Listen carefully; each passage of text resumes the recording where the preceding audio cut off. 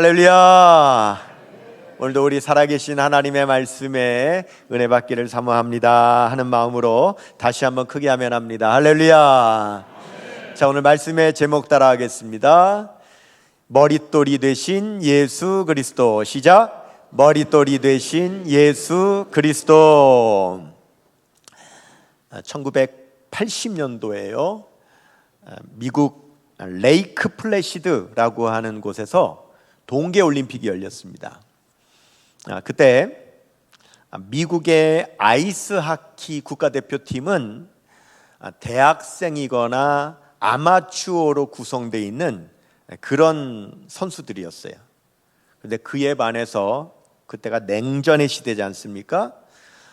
이 소련은 붉은 군단이라고 불리우는 이 아이스하키 선수팀은 자타공인 우승 후보. 그동안에 네 차례나 동계올림픽에서 4연패를 이미 했고 또 11년 동안 거의 진 적이 없고 미국 팀은 상대하면 10점 이상으로 그렇게 차이가 나는 그러한 막강한 팀이 바로 소련 팀이었습니다. 그런데 이 미국 팀과 소련 팀이 이제 붙게 된 거죠. 그때 선수들은 뭐 희망이 없죠. 야, 저런 소련을 우리가 어떻게 이기는가? 이 아마추어 대학생들이니까요. 그때 감독이 허브 브룩스라고 하는 감독이 그 선수들을 모아놓고 이런 말을 했습니다. 너희들은 오늘 이기지 못할 이유가 없다. 너희들이 저들과 싸우면 10번 중에서 9번은 진다. 그렇지만 오늘은 그 남은 한 번의 날이 오늘이 될 것이다. 그 말에 이 하키팀 선수들이 용기를 냅니다. 그리고 얼마나 열정적으로 집중해서 시합을 하는지 1980년 2월 22일 날 이 미국 팀과 소련 팀이 시합을 해서 미국이 소련을 4대 3으로 이기는 놀라운 승리를 경험하게 되죠. 이것은 미국인들에게는 지금도 기억되는, 그래서 그 시합을 뭐라고 부르냐면 The Miracle on Ice, 얼음 위의 기적이다, 이렇게 부릅니다. 그때 미국이 우승하는 순간 그 해설자가 이렇게 외치는 겁니다. Do you believe in miracle? 기적을 믿으십니까? Yes! 그런 놀라운 사건이 있었습니다. 실화기 때문에 사진을 보여드리면 이렇게 써있죠. The Miracle on Ice. 그해 동계올림픽에서 그 아마추어 대학생들인 그 아이스하키 팀이 결국은 금메달을 따게 되는 겁니다. 철학자 아리스토텔레스가 쓴 시학이라고 하는 책에 보면 이런 말이 있습니다. 극적인 아름다움은 페리페테이아에서 온다 그랬습니다. 그리스어로 극적인 아름다움은 페리페테이아에서 온다. 페리페테이아가 뭐냐? 역전, 이런 말입니다. 그러니까 극적인 아름다움은 어디서 온다고요? 역전했을 때 온다는 거죠. 가장 절망적인 인물이 결정적인 순간에 일으키는 반전이 사람으로 하여금 아주 깊은 카타르시스를 느끼게 한다는 거죠. 이것을 뭐라고 하느냐? 역전의 미학이라고 하는 겁니다. 따라해 볼까요? 역전의 미학. 여러분, 세계 역사상 세계의 어떤 문학에서도 성경만큼 아름다운 그런 역전의 미학을 보여주지는 못합니다.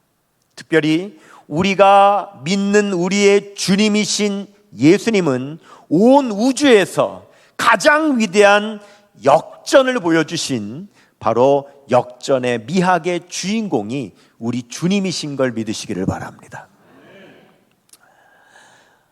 왜요? 부활하셨으니까요. 그래서 사도들은 오늘 본문에 보면 계속 전도할 때 뭘 전하느냐? 우리 예수님 부활하셨다라고 전하는 거죠. 그런데 예수님 부활하셨다는 이 복음을 이 유대 지도자들, 대제사장들, 이런 사람들이 너무 듣기 싫은 거죠. 너무 미운 거예요. 그래서 그렇게 복음 전하는 사도들을요 체포해가지고 감옥에 가둡니다. 가두고는 신문을 하는데 이렇게 신문하죠. 너희들은 도대체 무슨 권세와 누구의 이름으로 이런 짓을 하느냐? 이렇게 신문을 하자 베드로가 성령이 충만해서 말합니다. 당신들이 죽였지만 하나님께서 다시 살리셨고, 그래서 지금 살아계신 예수님, 그 예수님을 믿는 그 믿음으로 지금 나면서부터 걸어보지 못한 이 사람이 완전히 건강하게 된 것이다. 너희들은 예수님을 건축자의 버린 돌처럼 버렸지만 하나님은 그 예수님을 집의 모퉁이의 머릿돌이 되게 하셨다. 다른 이로서는 구원을 받을 수 없나니 천하 사람 중에 구원받을 만한 다른 이름을 우리에게 주신 일이 없다. 그렇게 선포하는 것이 바로 오늘 본문의 내용이 됩니다. 베드로가 예수님을 뭐라고 지금 표현했냐면 건축자의 버린 돌이 집 모퉁이의 머릿돌이 되었다, 이렇게 표현을 했습니다. 여러분, 이스라엘의 집은요 대부분이 돌집이에요. 이스라엘은 돌이 워낙 흔하기 때문에 돌을 깨가지고 돌로 이렇게 벽을 쌓아서 집을 지어요. 개인주택이건 왕궁이건 다 돌집이에요. 그런데 당시 고대 근동에서 이 건축자가 집을 지을 때요 먼저 하는 일이 뭐냐면 그 집의 모양, 크기, 구조, 방향, 균형, 이런 것을 다 고려해서 거기에 가장 맞는 머릿돌을 건물 모퉁이에다가 먼저 세웁니다. 자, 그림을 보여드릴게요. 자, 이렇게요. 여러분, 먼저 저렇게 모퉁이에다가 놓는 돌이 머릿돌이에요. 그래서 자, 보십시오. 저 돌을, 첫 돌을 이렇게 놓으면 건물이 이 방향으로 서는 것이고, 돌을 이렇게 놓으면 이 방향으로 가는 거죠. 그래서 첫 돌을 모퉁이에다가 어떻게 두느냐에 따라서 그 집의 방향이 결정되고, 돌의 크기를 어느 정도로 하느냐에 따라서 집 전체의 모든 돌들이 다 그만하게 되는 것이고, 이렇게 집이 작다면 조금 작은 돌을 쓸 수 있겠지만 큰 집을 지으려면 작은 돌보다는 큰 돌을 놓겠지요. 이런 식으로 돌 하나를 먼저 세우는데 그것이 머릿돌이에요. 그런데 이 건축자가 돌들을 쌓아놓고 그 중에서 머릿돌로 쓸만한 돌을 처음에 고를 때 돌을 보는 거죠. 이 너무 작은데, 이 각도가 안 맞는데, 이거는 뭐 안 되겠네, 약한데, 뭐 이러면서 돌을 계속 골라요, 머릿돌을. 그런데 가지고 있는 돌을 다 봤는데도 쓸만한 머릿돌이 하나도 없는 거예요. 그럼 이제 돌이 안 남았죠. 안 남으면 어떡합니까? 버렸던 돌에 다시 보죠.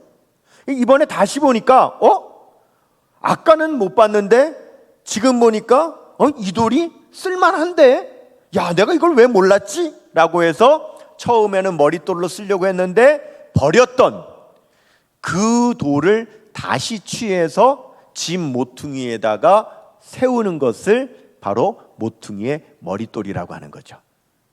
예수님께서 지금 대제사장이나 유대 지도자들을 건축자에 비유하는 거예요. 이 건축자들이 처음에는 머릿돌로 쓸만하다고 생각지 않아서 쓸모없는 돌이라고 생각해서 버렸단 말이에요. 나중에 보니까 그 버렸던 돌이 어떤 돌이 돼 있어요? 모퉁이에 머릿돌이 되어 있다라고 하는 거죠. 자, 이스라엘 백성들은 우리 예수님을 처음에 무엇 취급했느냐? 버린 돌처럼 취급했다 이거예요. 아무짝에 쓸모없는 존재라고 여겼다는 거죠. 그래서 차라리 예수님보다는 저 지금 감옥에 로마 군인들 감옥에 갇혀 있는 저 강경파 독립운동가 바라바, 차라리 저 사람이 더 쓸모있다. 그러니 저 쓸모있는 바라바를 내주면 이 쓸모없는 예수님을 대신 너희들한테 넘겨줄 테니까 바꾸자. 그래서 바라바는 빼내오고 대신 예수님은 쓸모없다고 로마 군인들에게 넘겨줬고, 그 로마 군인들이 넘겨받은 예수님을 십자가에 못 박아 죽였단 말이죠. 그러니까 예수님이 버린 돌 취급받으신 거죠. 그런데 얼마 지나지 않아 보니까 예수님이 부활하셔서 지금도 살아계셔서 저렇게 나면서부터 한 번도 걸어보지 못한 자를 걷게 만드셨단 말이죠. 우리는 쓸모없다고 버렸는데 보니 그 예수님이 지금 모퉁이에 머릿돌로 서 계신다 이거예요. 예수님은 역전하신 거죠. 사람들은 버렸지만 예수님은 부활하셔서 지금도 살아 역사하고 계신다. 예수님을 가장 정확하게 잘 예언한 선지자로는 이사야 선지자가 있죠. 그 이사야 선지자가요, 우리 예수님이 버린 돌 취급받을 거라고 예언을 했습니다. 이사야 53장 3절에 보면 그는 멸시를 받아 사람들에게 버림받았으며 간고를 많이 겪었으며 질고를 아는 자라, 마치 사람들이 그에게서 얼굴을 가리는 것 같이 멸시를 당하였고 우리도 그를 귀히 여기지 아니하였도다. 이사야 선지자는 우리 예수님께서 버린 돌 취급받을 거라고 예언했습니다. 그러나 그 예언으로 그치는 것이 아니라 그런 예수님은 머릿돌처럼 우뚝 서실 거라고도 예언했습니다. 이사야 53장 10절 보시면 여호와께서 그에게 상함받게 하시기를 원하사 질고를 당하게 하셨은즉 그의 영혼을 속건제물로 드리기에 이르면, 이것은 십자가에 못 박혀 죽으시면 그가 씨를 보게 되며 그의 날은 길 것이요 또 그의 손으로 여호와께서 기뻐하시는 뜻을 성취하리로다. 그렇게 예언했습니다. 예수님 보세요. 형제들에게는 무시당했죠. 고향 사람들에게는 배척당했죠. 이스라엘 지도자들한테는 미움받았죠. 이스라엘 백성들에게는 버림받았죠. 로마 군인들은 예수님 십자가에 못 박아 죽였지요. 여러분, 예수님께서 십자가에 못 박혀 죽으셨을 때에 제자들이 어떻게 했습니까? 제자들이 숨었어요. 낙심하고 절망했어요. 왜요? 예수님 죽으셨을 때 제자들이 왜 낙심합니까? 자기들이 믿고 따른 예수님이 버린 돌 되셨다라고 생각했기 때문이죠. 자기들이 믿고 따른 예수님이 이제 버린 돌이 되셨으니 그 예수님을 따른 자기들도 여러분 실패한 인생 되었다라고 생각했기 때문에 낙심했다는 거예요. 그렇지만 얼마 지나지 않아 그들은 3일 후에 뭘 봤습니까? 그 예수님이 사망 권세를 이기시고 부활하신 것을 직접 보았고 예수님 만났고 그 예수님이 지금도 살아 역사하셔서 예수님의 이름으로 선포하기만 하면 질병이 낫고 귀신이 떠나가고 문제가 해결되고 하는 것을 제자들이 직접 보았고 경험하고 믿고 있기 때문에 선포하지 않을 수가 없는 거죠. 전하지 않을 수가 없는 겁니다. 우리는요, 예수님 시대의 건축 양식이나 건축 문화를 잘 몰라요. 그래서 버린 돌, 모퉁이 돌, 머릿돌 그러면 사실 잘 이해를 못하죠. 우리나라 건물에서 머릿돌이 있는데 우리나라 건물의 머릿돌은 이스라엘의 머릿돌과 다릅니다. 우리나라 머릿돌은 뭐냐면 그 건물 앞에다가 언제 착공했고 언제 완공했고 뭐 건평은 어떻고 이런 거 써놓는 돌을 우리는 머릿돌이라고 하는데, 이스라엘의 머릿돌은 그런 돌이 아닙니다. 이스라엘의 머릿돌은 돌로 쌓을 때 모퉁이에다가 제일 먼저 세워서 그 집의 기준, 방향, 모든 것을 설정하는 돌이 바로 머릿돌인 겁니다. 그것을 모퉁이에다 두기 때문에 모퉁이돌이라고도 하는 것이고 머릿돌이라고도 하는 거죠. 제가 30대 10년을 저 강원도 대관령에서 목회를 했는데, 그 교회에서 목회하는 내내 건축 공사를 엄청 했습니다. 엄청.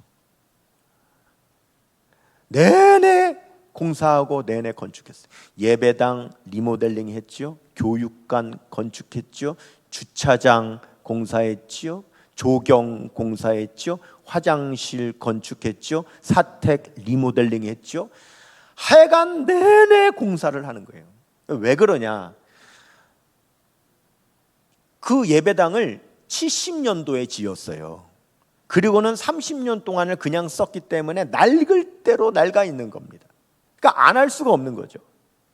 그래서 막 다 뜯어 고치는 거예요. 막 다 짓고 막 하는 거예요. 하도 하니까 여러분, 그게 저절되니까 돈이 들어가잖아요. 그러니까 원로 장로님이 저한테는 말을 못하고 시무 장로님들한테 그랬대요. 아니, 권영기 목사님이 부임을 하셔가지고 왜 이렇게 공사를 많이 하시는 거냐고. 그랬더니 시무 장로님들이 그 원로 장로님께 이렇게 얘기했대요. 권영기 목사님이 오셔가지고 공사를 많이 하시는 게 아니고, 공사를 많이 해야 될 때 권영기 목사님이 오신 거라고. 다 낡아가지고 막 쓰러지려고 하니까.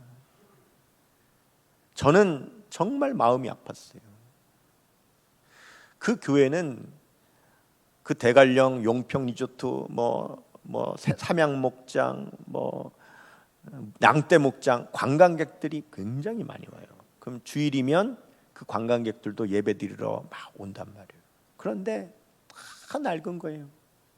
심지어 화장실이 재래식 화장실. 그러니 제가 그걸 두고 볼 수 있겠습니까? 30대 이 혈기왕성한 이 목사가 못 견디는 거죠. 다 뜯어 고칩니다. 그때 이 건축에 대해서 참 많이 이제 배우고 경험을 하게 됐는데, 그 중에서 조경 공사를 할 때였어요. 예배당 앞에 이제 다 비우고 거기다가 새롭게 조경석을 쌓아가지고 예쁘게 조경을 하려고 하는데, 여러분, 그래서 이제 산에서 막 돌을 막 가져온단 말이에요. 포크레인으로요. 그 마당에다가 이만큼 쌓아놓습니다. 그러면 이 돌을 이제 차곡차곡 쌓아야 되잖아요. 그 쌓는 사람을 석공이라고 하는데, 제가 보니까 이분은요, 뭐 별 하는 것도 없어요. 가만히 서가지고 포크레인 하시는 분한테 여기다 놔라, 뒤집어 놔라, 세워 놔라, 그냥 이 지시만 하는 거예요. 그리고요, 돈을 어마어마하게 받아가는 거예요, 이 석공이. 야, 말 몇 마디 하고 저렇게 돈을 많이 받아가나 생각했는데, 자세히 보니까요, 그게 아니에요. 여러분, 돌 조경석 쌓는 석공이요, 보통 기술자가 아닙니다. 보통 사람이 아니에요. 이분은 이미 머리 안에요, 이 조경이 어떻게 돼야 여기에 조화로울 건지가 아무것도 없어도 머리 안에 다 있는 겁니다. 근데 돌이 다 제각각 돌이잖아요. 벽돌이 아니란 말이에요. 그러면 제각각인 돌인데 이 돌을 어떻게 어디에 뒤집어서 어떤 식으로 놔야 이 전체가 견고하면서도, 왜냐면 거기 세멘트 바르는 게 아니잖아요. 돌끼리만 딱딱딱 세우는 거잖아요. 그러니까 견고하면서도 얼마나 아름다울지를 머리 안에 다 가지고 그 돌들을 하나하나 놓는 거예요. 그런데 놓을 때 어떤 돌을 제일 처음에 놓느냐 하면, 그 전체 조경을 때 가장 균형이 되고 기준이 되고 어울리고 전체를 할 바로 그 머릿돌을 먼저 탁 놓고 거기에 맞춰서 돌을 쌓는 거예요. 자, 보세요. 처음에 이렇게 시작을 했어요. 처음에 이렇게 시작을 했다고요. 자, 이렇게 여기다 이제 돌을 쌓으려고 하고 산에서 돌을 막 캐온 거예요. 그리고 이제 이거를 그 석공이 한 사람이 다 지시를 해서 쌓는데 어떻게 쌓느냐? 그 다음 보시면 이렇게 쌓는데 여러분 혹시 보시면 머릿돌이라고 여겨지는 돌이 딱 티가 나죠? 아시겠어요? 딱 보면 아시겠죠? 그러니까 저 돌을 거기 가져온 돌 중에 이 돌 고르는 거죠. 딱 어울리겠다 싶은 돌을 골라서 두는데 놀라운 건 저 돌보다 저 머릿돌보다 더 커도 안 어울리고 작아도 볼품없고 가장 맞는 돌을 저 머릿돌로 세운 다음에 거기에 맞춰서 돌을 쌓으니까 조경이 아름답게 딱 되죠. 그래서 또 저렇게 쌓고는 거기에 이제 뭐 철쭉도 심고 뭐 해야 되지, 연산홍도 심고 이러면서 이제 모양을 내야 되잖아요. 그러니까 아름답게 하려고요. 누가 봐도 멋있게 이왕 하는 거 하려고 거기를 어떻게 만들었느냐?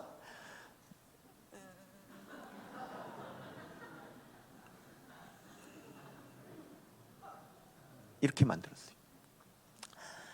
그리고 저 머릿돌에다가 축복의 동산이라 거기다 글씨를 딱 써서 아름답게 하고 앞에 잔디를 심어 양들이 다니는 대관령 교회니까 대관령 스타일로 저렇게 만든 거예요. 내가 30대 때요 꽤 좀 센스가 있었던 것 같아. 저런 센스가. 네, 그에 비하면 지금 진짜 아무것도 안 하는 겁니다. 참고요. 결국 최종적으로 어떤 모습이 됐냐? 이런 모습이 된 거죠. 아름다운 거예요. 여러분, 머릿돌 하나가 얼마나 중요한지 아시겠죠? 집이 아니라 조경이지만 저기서 저는 성경에 그 머릿돌을 세우는 게 얼마나 중요한지를 보는 거예요. 저 돌 하나를 어떤 방향으로 어떤 돌을 어떻게 세우느냐에 따라서 전체가 결정되는 거죠. 그래서 예수님이 버린 돌이셨지만 집 모퉁이의 머릿돌이 되셨다는 것은 아주 놀라운 영적인 의미를 가지고 있습니다. 첫째, 머릿돌이 되신 예수님은 교회와 성도의 기준이 되시는 겁니다. 골로새서 1장 18절 말씀 보면 그는 몸인 교회의 머리시라. 그가 뭐래요? 근본이시요 죽은 자들 가운데서 먼저 나신 이시니 이는 친히 만물의 으뜸이 되려 하심이라. 여러분, 예수님이 머릿돌이 되셨다는 것은 우리 성도와 우리 교회, 우리의 삶 전체에 예수님이 기준이 되시는 겁니다. 예수님이 방향이 되시는 거예요. 예수님이 정체성이 되시는 거예요. 두 번째, 머릿돌 되신 예수님은 역전의 소망이 되시는 겁니다. 히브리서 12장 2절 말씀에 보면 믿음의 주요 또 온전하게 하시는 예수를 바라보자. 왜? 그는 그 앞에 있는 기쁨을 위하여 십자가를 참으사 부끄러움을 개의치 아니하시더니 하나님 보좌 우편에 앉으셨느니라. 예수님은요 버린 돌이 되셨어요. 부끄러움을 당하셨다고요. 그렇지만 결국 하나님 보좌 우편에 앉으셨다는 것은 역전하셨다는 거죠. 버린 돌이 집 모퉁이에 머릿돌이 되었다. 이건 역전 중의 역전이죠. 그래서 뭐라고 그래요? 예수님 바라보라고. 왜? 우리가 예수님을 바라봐야, 역전의 예수님을 바라봐야 저와 여러분의 삶에도 역전의 소망이 생기는 줄로 믿습니다. 아멘입니까? 세 번째, 머릿돌 되신 예수님은 모든 성도와 연결이 되시는 거죠. 에베소서 2장 20절에서 21절 보시면, 너희는 사도들과 선지자들의 터 위에 세우심을 입은 자라. 그리스도 예수께서 친히 뭐가 되셨어요? 모퉁이 돌이 되셨다. 여러분, 모퉁이 돌이라는 거 하는 건 머릿돌과 결국 같은 말이죠. 모퉁이에 놓으니까 모퉁이 돌이고 머릿돌로 세우니까 머릿돌인 거예요. 자, 예수님이 머릿돌이 되셨다는 겁니다. 그건 무슨 의미입니까? 자, 그 다음 21절 보세요. 그 안에서는 뭐예요? 모퉁이 돌, 머릿돌 안에서 건물마다 서로 연결하여 주 안에서 성전이 되어가고 그랬어요. 여러분, 건물을 짓는데 먼저 모퉁이에 머릿돌을 세웠죠. 그런데 거기서부터 모든 돌은 다 연결되어져서 세워야 집이 되지, 돌 하나라도 빠져버리면 무너져 버리는 거죠. 그래서 예수님이 머릿돌이 되셨다는 것은 우리 모두가 예수님과 견고하게 다 연결되어졌다라고 하는 의미를 갖는 거예요. 그래야 우리는 든든한 겁니다. 예수님과 결속돼야 되는 거죠. 베드로가 이 예수님이 머릿돌이 되셨다고 선포한 다음에 또 바로 그 다음 절에 선포한 말씀이 사도행전 4장 12절이죠. 같이 읽겠습니다. 다른 이로서는 구원을 받을 수 없나니 천하 사람 중에 구원을 받을 만한 다른 이름을 우리에게 주신 일이 없음이라 하였더라. 아멘. 자, 보세요. 바로 11절에서 머릿돌 얘기를 하시고 왜 바로 이어서 이 말씀을 하시느냐? 이유가 있겠죠. 저는 이 사도행전 4장 12절을 이렇게 외웁니다. 4장 12절이죠. 그래서 사사건건 시비하지 말라고. 예수님 외에 구원받을 만한 이름이 없다고. 몇 장 몇 절? 4장 12절. 이제 안 잊어버리시겠죠? 사사건건 시비하지 마. 뭘요? 세상은 자꾸 우리들에게 너의 삶의 머릿돌을 다른 돌을 세우라고 그래요. 너의 인생의 기준이 되고, 너의 인생의 방향이 되고, 너의 인생의 정체성이 되고, 너의 삶의 모든 것이 되는 그 머릿돌을 다른 걸 삼으라는 거죠. 세상의 수많은 사람들이 대부분 자기의 인생의 기준이 되는 머릿돌을 돈으로 삼죠. 내 인생의 돈이 기준이고, 돈이 방향이고, 돈이 정체성이고, 사람들은 돌을 인생의 머릿돌로 삼는 거예요. 이제 돈 좀 있는 사람은 권세를 머릿돌로 세우고, 명예를 머릿돌로 세우고, 쾌락을 머릿돌로 세우고, 내가 살아가는 삶의 기준과 방향이 되는 인생의 머릿돌을 자꾸 다른 돌을 세우려고 하는 거죠. 그러나 천하인간의 우리를 구원에 이르도록 만드는 다른 머릿돌은 없다는 겁니다. 다른 머릿돌 세우면, 그 방향으로 세우면 무너진다는 거예요. 안 되는 거예요. 오직 예수 그리스도만이 우리의 삶의 진정한 머릿돌이신 걸 믿으시기를 바랍니다. 한국교회의 가장 존경받는 목사님 하면 저 영락교회 고 한경직 목사님을 빼놓을 수 없습니다. 한경직 목사님이 이제 말년에 저 남한산성 밑에 한 작은 오두막에 거하시는데 몸이 안 좋다는 소식을 듣고 그 당시에 기독교계의 지도자들이라는 사람들이 다 찾아뵀습니다. 그리고는 그분과 헤어질 때, 목사님, 저희들에게 마지막으로 당부하실 말씀이 있으십니까?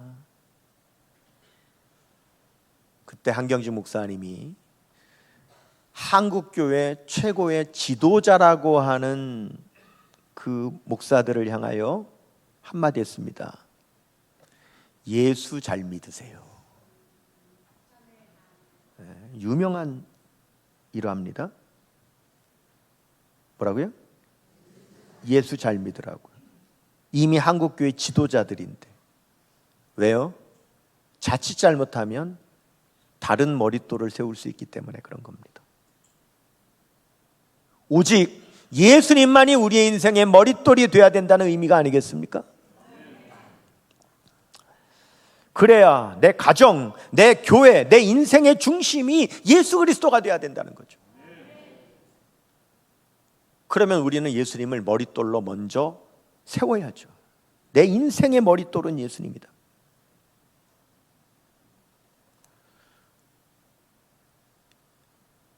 저는 매월 첫날이 되면 새벽 기도를 할 때마다 성도님들에게 꼭 결단하도록 같이 외치는 말이 있습니다. 세상 사람 만나기 전에 하나님 먼저 만나고, 세상 소식 듣기 전에 하나님 말씀 먼저 듣고, 세상 노래 부르지 않고 하나님께 찬송하며, 사람에게 부탁하기 전에 하나님께 먼저 기도하는 역촌 성결교회. 우리는 어차피 수많은 사람 만나요. 만나지 않으란 얘기가 아니에요. 사람 만날 거예요. 그런데 그 사람 만나기 전에 먼저 누구부터? 하나님부터 만나자 이거예요. 우리는 세상 소식, 수많은 소식 들을 겁니다. 그런데 그 세상 소식 듣기 전에 하나님 말씀부터 먼저 듣자는 거죠. 그리고 허무한 음담패설로 가득한 그러한 세상 노래 부르지 말고 우리 하나님께 먼저 찬양하자는 거죠. 그리고 우리 살면서 사람들에게 부탁하기도 합니다. 부탁을 받기도 합니다. 하지 말라는 게 아니에요. 그것이 우리의 삶입니다. 부탁하고 부탁받고 하는 게 삶이에요. 그렇지만 그거 하기 전에 먼저 하나님께 기도하자. 이것이 바로 예수님을 머릿돌로 삼는 인생이다라고 하는 것입니다. 여러분, 예수 그리스도를 의지하고 붙들 때에 예수님께서 역전의 미학의 주인이 되신 것처럼 예수님을 머릿돌로 세우면 저 여러분 우리의 인생도 역전의 미학의 주인공이 될 줄로 믿습니다. 모두 자리에서 일어나셔서